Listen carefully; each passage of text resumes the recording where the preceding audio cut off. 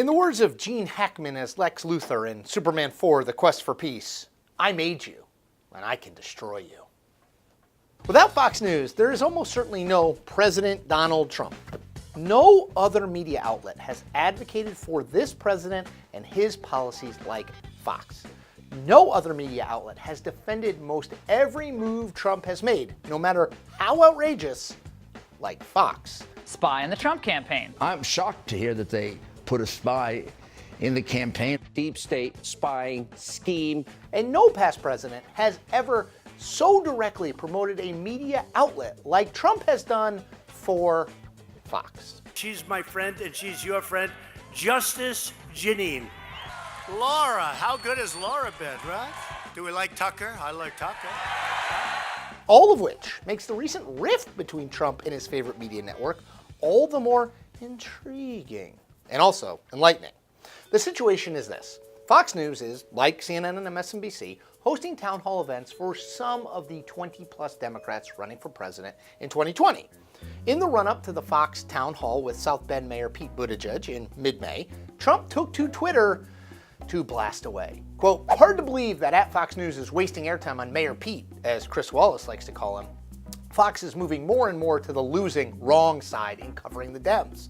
They got dumped from the Democrats' boring debates, and they just want in. They forgot the people who got them there. Chris Wallace said, I actually think, whether you like his opinions or not, that Mayor Pete has a lot of substance. Fascinating biography.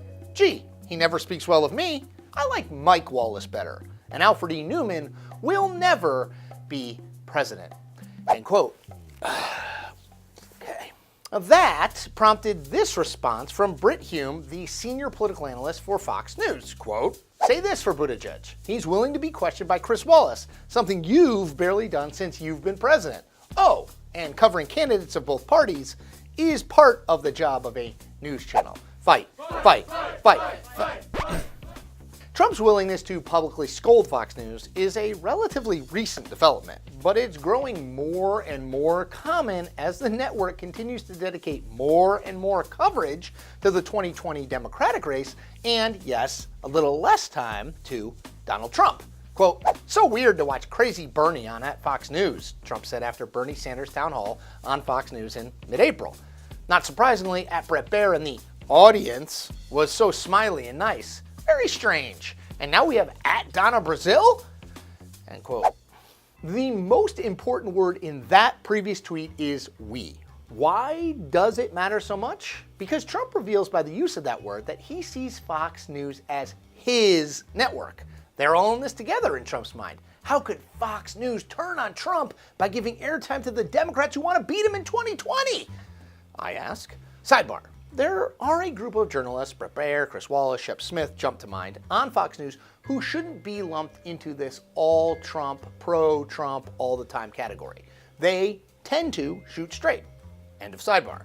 Now you can understand why President Trump might have the perception that he and Fox are on the same team. There was no collusion. Everybody knows that. Everyone's always known that. There has been no collusion. They won't find any collusion. It doesn't exist. This migrant caravan, it's not a caravan, it's an invasion. Large, well-organized caravans of migrants are marching toward our southern border. Some people call it an invasion. It's like an invasion. And they're coming in with diseases such as smallpox and leprosy and TB that are going to affect our people in the United States. People with tremendous medical difficulty and medical problems are pouring in, and in many cases, it's contagious. By one tally, at least 19 people have either worked for or currently work for Fox News and have also worked in the Trump White House. And these are not low-level staffers we're talking about. Bill Shine, a former co-president of Fox News Channel, served as the de facto communications director at the White House.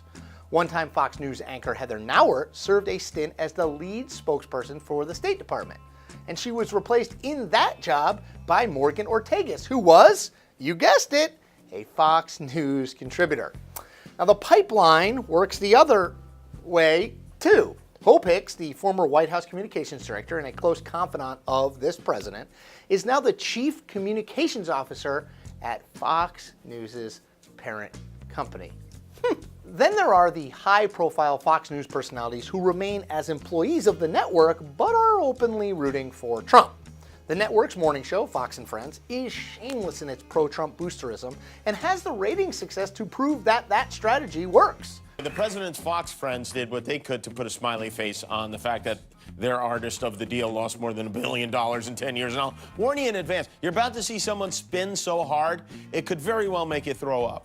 It is an interesting look, though, at how New York City real estate developers worked in the 80s and the 90s. If anything, you read this and you're like, wow, it's pretty impressive, all the things that he's done in his life. It's beyond what most of us could ever achieve. Quote, sorry to say, but at Fox and Friends is by far the best of the morning political shows on television, Trump tweeted, not sorry at all, in late April. Quote, it rightfully has by far the highest ratings. Not even close, end quote. But not even Fox and Friends can come close in Trump's heart to his two biggest cheerleaders in the Fox family, Lou Dobbs on Fox Business Network and Sean Hannity on Fox News Channel. In May alone, Trump tweeted or retweeted 5 comments made by Dobbs or guests on his ardently pro-Trump daily show. And Trump has more than 60 million Twitter followers. And then there is Hannity, who Trump has granted more interviews than anyone else on Fox News, or anywhere else. As of May, Trump had done more than 40 interviews on FNC. That's more than double the number he did with ABC, CBS, NBC, MSNBC, and yes, CNN combined. Quote, I noticed your record. You had virtually record ratings last night, Trump told Hannity in March. So that's because you have credibility. Quote, credibility. Yeah, that's the ticket. Trump views Fox News as his guys, we. And so when Fox occasionally operates like a real news network, he gets annoyed. And because Trump is Trump, he lashes out at them. Now, while Fox News will likely ignore Trump's criticism and shoot for more Democratic town halls in the future because they do well in the ratings, the network also very much understands where its ultimate ratings bread is buttered, with positive, verging on fawning coverage of the president. And that is the point. We make new Point episodes every Tuesday and Thursday. Check them out.